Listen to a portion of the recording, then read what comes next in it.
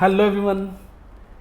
इस वीडियो में आप सभी का स्वागत है, जहां पे हम बात करेंगे यूनियन बजट की।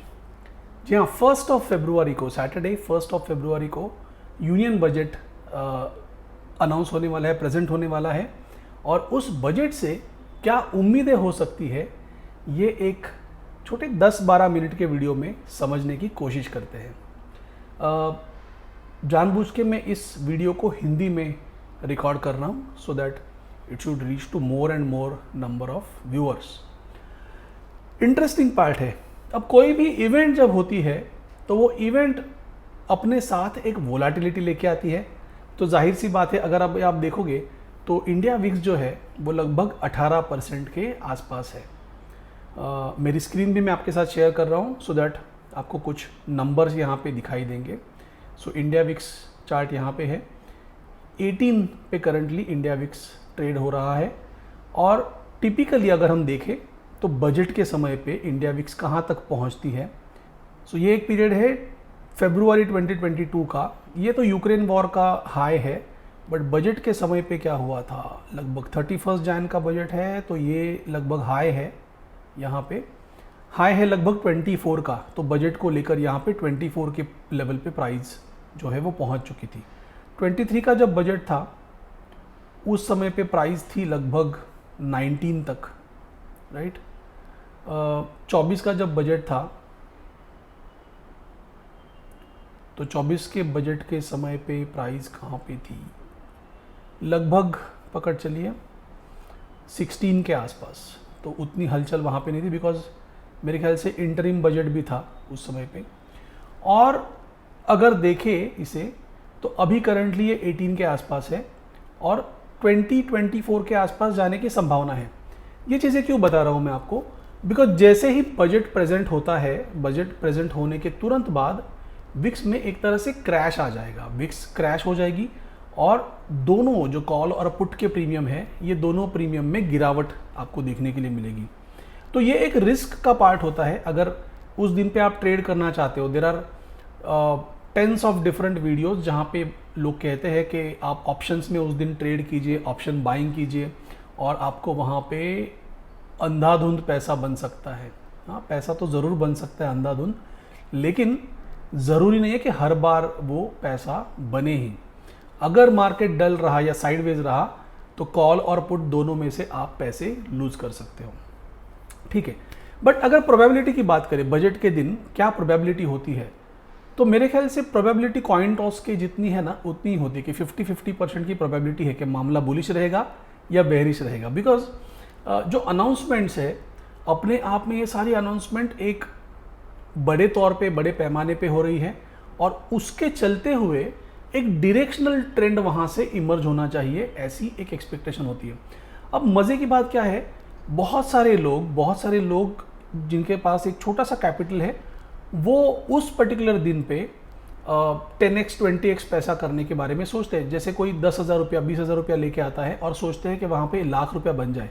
अभी तो जिस तरह से ऑप्शन के प्रीमियम्स चेंज हुए हैं या ऑप्शन की लॉट साइज में चेंजेस हुए हैं, तो वो देखते हुए करंटली प्रीमियम बहुत ज़्यादा महंगे हैं। तो ऐसे 10-20 हज़ार में कुछ होने वाली बात नहीं है।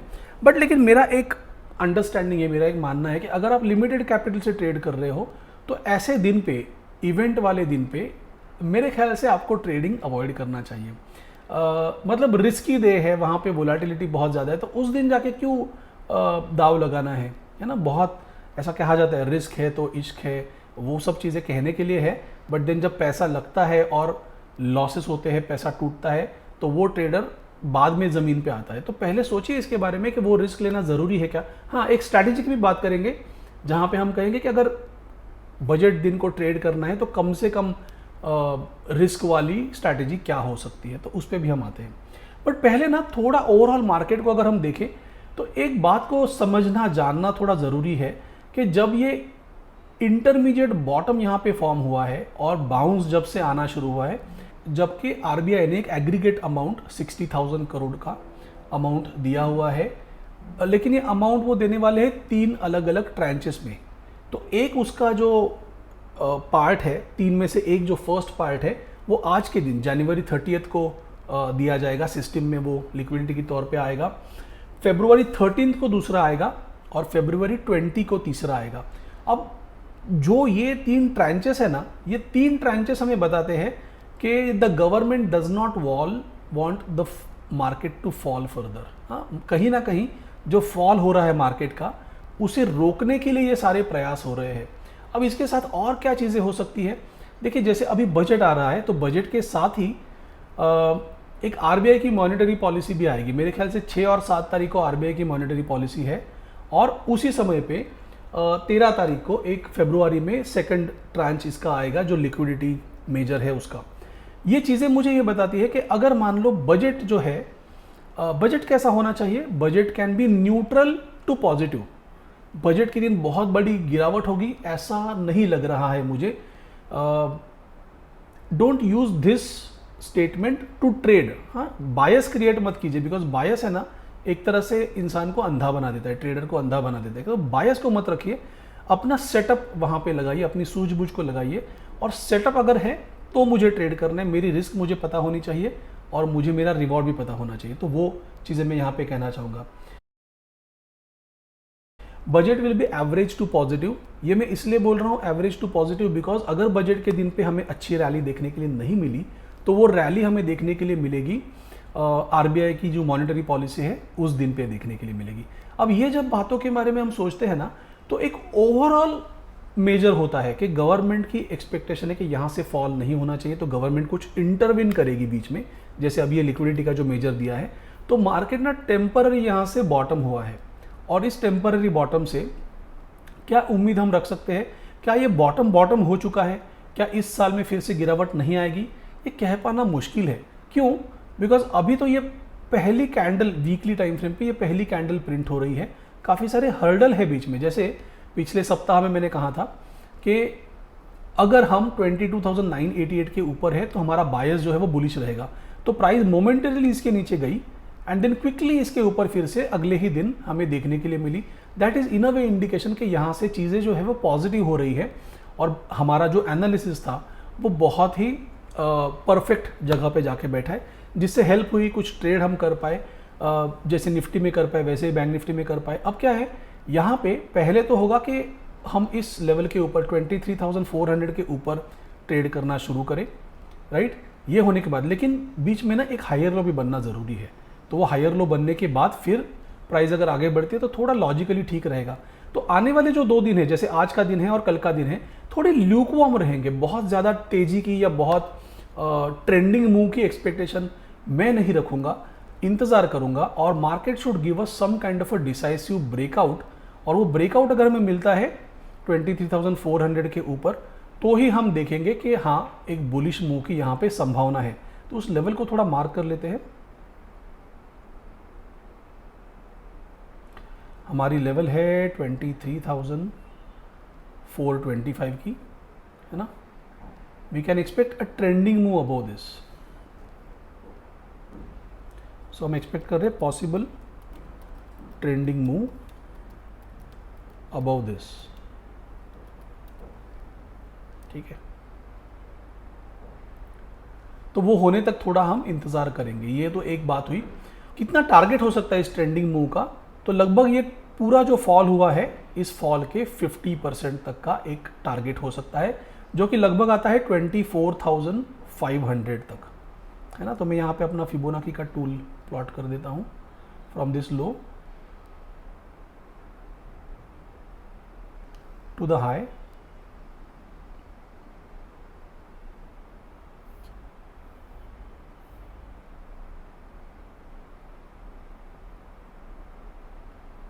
राइट। सो ये जो है लो टू हाई मेरा एक्शन, उसका 50% लेवल आता है 24,532। तो पहला मेरे लिए कोई सिग्निफिकेंट अगर टारगेट है, तो वो सिग्निफिकेंट टारगेट मेरा ये लेवल होगा 24,532 का, सिग्निफिकेंट बुलिश टारगेट। अब ना डाउ थ्योरी के बेसिस पे हमें ये पता नहीं है कि यहाँ पे बॉटम हो चुका है या ये कुछ इंटरमीडिएट बॉटम है और एक रैली देने के बाद फिर से नेक्स्ट लेग ऑफ फॉल आएगा। तो जैसे जैसे ये ट्रेंड डेवलप होता जाएगा, वैसे वैसे हमें पता चलता जाएगा कि कैसे इस पर्टिकुलर ट्रेंड में स्टॉक्स हमें आइडेंटिफाई हो रहे हैं या कोई ट्रेंड किस तरह से डेवलप हो रहा है, ये समय ही हमें बताएगा। And accordingly will slowly steadily will understand कि ये ट्रेंड किस तरह से जा रहा है। तो तीन चीज़ें निफ्टी को लेकर, एक तो बायस हमारा बुलिश है 22,988 या 23,000 पकड़ लीजिए। 23,425 कैन बी फर्स्ट लेवल जो कि एक टारगेट कंप्लीट होगा और इसके ऊपर हमें ट्रेंडिंग मूव मिलने की गुंजाइश है। रिमेंबर कि इस बार क्या हुआ था, हमारे जो ब्रेकआउट है वो फेल हो रहे थे और फिर से निफ्टी ने नया लो बनाया है। सो प्राइस को इस 24,425 के ऊपर सस्टेन होना बहुत ज़रूरी है। और ये जो टारगेट है 24,500 का, ये जो टारगेट है ये मैं आने वाले एक महीने में देखना चाहूँगा। तो ये लगभग टारगेट हमारा कंप्लीट हो सकता है, तो वो पॉइंट से भी उसे समझने की कोशिश कीजिए। तीन पॉइंट्स को हमने कंसीडर किया यहाँ पे। पहला मुद्दा हमने देखा कि आरबीआई ने एक लिक्विडिटी मेजर रखा हुआ है जिसे वो 3 ट्रांचेस में डिस्ट्रीब्यूट करने वाले हैं। तो पहला ट्रांच आज के दिन पे हो रहा है 30 जनवरी। सेकंड मैंने कहा आपसे कि 13 फरवरी को दूसरा ट्रांच जाएगा और तीसरा जो ट्रांच है वो 20 फरवरी को जाएगा। तो मार्केट में आरबीआई का ये एक्सपेक्टेशन है कि इस पीरियड तक फॉल नहीं होना चाहिए, ये उनका एक्सपेक्टेशन होगा। Budget will be average to positive और आरबीआई का जो मॉनेटरी पॉलिसी है उस दिन पे मुझे लगता है कि प्रोबेबिलिटी बहुत अच्छी है कि हमें कुछ इंटरेस्ट रेट में घटौती देखने के लिए मिले। अगर रेट कट होता है तो that can also be a very positive boost for market. और because of this liquidity measure ऐसा संकेत लग रहा है कि आरबीआई यहाँ पे रेट में घटौती करने की संभावना है। आइए क्विकली बैंक निफ्टी को एक बार देख लेते हैं। बैंक निफ्टी भी जो हमारा एक्सपेक्टेड लेवल था वहां से आगे बढ़ रहा है। इफ यू रिमेंबर मैंने ये लो इज इंपॉर्टेंट फॉर बुलिश बायस कहा था, उसके नीचे प्राइस सस्टेन नहीं हो पाई है और प्राइस ने हमेशा इसके ऊपर ही रखा हुआ है, देन बुलिश कैंडल है। Currently it is underperforming with respect to Nifty, but quickly हमें चाहिए कि प्राइस जो है अब देखिए फिर से डाउ 3 का मायना चेंज हो चुका है बिकॉज इसने नया लो बना दिया है, तो ये लेवल अब वैलिड नहीं है। बट मोटा मोटी ना ये एक तरह से रेंज है, एक sideways kind of a trend है। तो इसके ऊपर अगर प्राइस चली जाए तो एक तरह से हमें ब्रेकआउट मिल जाए और वो ज़्यादा हेल्पफुल सस्टेनेबल रहेगा। अगर इसी लेवल पे हम देखें on a daily time frame कि ये पूरा जो फॉल हुआ है उस पूरे फॉल का 50% लेवल क्या होता है, तो करंटली अगर हम 50% की लेवल देखें तो 51,155 ये एक लेवल है जो कि हमारा 50% का लेवल है। सिग्निफिकेंट बुलिश टारगेट, राइट, ये सिग्निफिकेंट बुलिश टारगेट हमारा है। और मोर इंपॉर्टेंटली इस वीक में जो एक्सपेक्टेड है वैसे ही मूव हो रही है। प्राइस ऑलरेडी 48,000 ये कैंडल के भी ऊपर है, रेड बड़ी जो रेड कैंडल है उसके। सो अगर एक हायर लो बनता है यहाँ पे और हायर लो के बाद एक next leg of bullish action मिलती है तो नथिंग लाइक दैट, बल्ले बल्ले जो हमें एक्सपेक्टेड है वो सब चीज़ें हो जाएगी। सो पाथ करंटली एक्सपेक्टेड ऐसा है जैसे यहाँ पे बॉटम फॉर्मेशन हुआ है और ये बॉटम फॉर्मेशन से करंटली हम यहाँ पे है। अगर यहाँ पे कहीं इस लेवल पे कहीं ना कहीं हमें एक हायर लो भी मिल जाए, राइट, ऐसा एक हायर लो मिल जाए और फिर अगर हमें यहाँ से ब्रेकआउट मिले तो नथिंग लाइक दैट, ये एक्सपेक्टेशन है। हाँ, this retracement will be very crucial, interesting. Retracement can again take the price back to 50 MA level या उससे थोड़ा ऊपर नीचे, बट ये रिट्रेसमेंट इंपॉर्टेंट रहेगा और नेक्स्ट लेग ऑफ रैली भी हमारे लिए ज़्यादा इंपॉर्टेंट रहेगा। इस तरह से चीज़ें होने वाली है बजट के दिन। अब बजट के दिन ट्रेडिंग के लिए स्ट्रैटेजी क्या होगी? देखिए सबसे आसान तरीका ये होता है बजट के दिन पे कि आप लॉन्ग स्ट्रैडल कर लीजिए, राइट, या लॉन्ग स्ट्रैंगल कीजिए। लॉन्ग स्ट्रैंगल में क्या होता है, रिस्क आपकी और घट जाती है। लॉन्ग स्ट्रैडल में जब लॉन्ग स्ट्रैडल आप करते हो तो आपको क्या करना है, एटीएम जहां पे है, जो स्ट्राइक जो प्राइस अभी करंटली चल रही है उसके आसपास का कॉल और पुट आपको बाय करना है दोनों, राइट।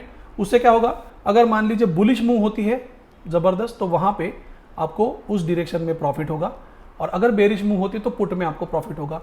लेकिन जो दूसरी लेग है that leg is going to lose money. अब ये याद रखिए कि ऑप्शन में आपका loss will be limited to the premium that you have paid, तो वहां पे it will be always limited to the premium that you have paid, तो वो कोई जीरो होने वाला नहीं है।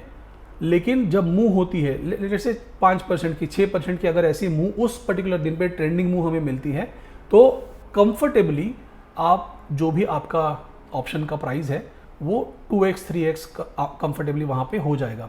बट जो दूसरी लेग है, मान लीजिए कि अगर बुलिश एक्शन मिलती है, जो कि हमारा एक्सपेक्टेशन भी है, एक बायस है। मैंने कहा था बायस को ना अपने कंधे पे भूत की तरह मत बिठाइए, बिकॉज वो बायस ट्रेडर को अंधा कर देता है। तो वो बायस भी मत रखिए, लेकिन अगर सेटअप के अकॉर्डिंगली आपको बुलिश ट्रेड मिलता है तो अपनी बेरिश पोजीशन को 50-100 पॉइंट में कट कर दीजिए। हाँ, चीज़ें आपके लिए थोड़ी सी आसान रहेगी, या वहाँ पे एक स्टॉप लॉस लेवल ऑलरेडी डाल दीजिए सिस्टम में। तो जैसे बुलिश ट्रेड चलना शुरू होगा तो आपकी बेरिश पोजीशन को वो अपने आप कवर कर लेगा। और तरीका क्या होता है, अब ये कब नहीं चलेगा पहले वो भी समझ लेते, कि मैं कह रहा हूँ कि लॉन्ग स्ट्रैडल ट्रेड करना है, एटीएम स्ट्राइक के कॉल को और एटीएम स्ट्राइक के पुट को आपको बाय करना है। ये फेल कब होगा, अगर मान लीजिए बजट वाले दिन मार्केट ने कुछ ज़्यादा हरकत नहीं की, अगर वोलेटिलिटी नहीं रहती, 2% 3% की मूव नहीं आती है एक डायरेक्शन में, और मार्केट अगर साइडवेज ही रहता है, तो उस दिन पे आपके कॉल और पुट दोनों पैसे लूज करेंगे। याद है मैंने विक्स के बारे में जिक्र किया था पहले। तो विक्स क्या होता है, जैसे ही बजट का स्पीच निर्मला ताई का खत्म होगा तो VIX is going to crash, और वो अपने साथ सारे प्रीमियम को ले डूबेगी, और वहाँ पे फॉर नो रीज़न प्रीमियम आपके घट जाएंगे एंड यू विल इनकर लॉसेस इन दैट। बट ये प्रोबेबिलिटी तब है अगर मार्केट साइडवेज रहता है तो। अदरवाइज अगर ट्रेंडिंग मूव है तो ट्रेंडिंग मूव में you have a good probability to make money. अगर ये ट्रेंडिंग मूव होती है बजट वाले दिन तो प्रोबेबिलिटी बुलिश रहने की ज़्यादा है। सिमिलरली आरबीआई मॉनेटरी पॉलिसी के दिन पे भी ये मूव आ सकती है। लेकिन अगर बजट के दिन बुलिश मूव आती है तो फिर आरबीआई पॉलिसी के दिन बहुत ज़्यादा बड़ी बुलिश मूव के एक्सपेक्टेशन मत कीजिए, थोड़े से एक्सपेक्टेशन को मैनेज कीजिए। अगर मेरी सलाह मुझे देनी है तो मैं ऐसे कहूँगा कि traders who are trading with a small capital, जिनका 2 लाख रुपये से कम कैपिटल है, उनको ऐसे इवेंट के जो दिन है उसे अवॉइड करना चाहिए, और अपने सेटअप को पकड़ के रखिए। 1:2 1:3 के जो भी ट्रेड आप लेते हो रेगुलर दिन पे, वो ट्रेड्स पे फोकस कीजिए। चीज़ें आपके लिए बहुत हद तक आसान रहेगी। इवेंट के चक्कर में मत जाइए, that can be make it और break it kind of a thing. Again probability 50-50% है, तो बस उस चीज़ों का ध्यान रखिए। बाकी आप लोग होशियार हो, right? So thank you so much for watching guys, that's it from me for this budget day special. I am signing off, bye bye.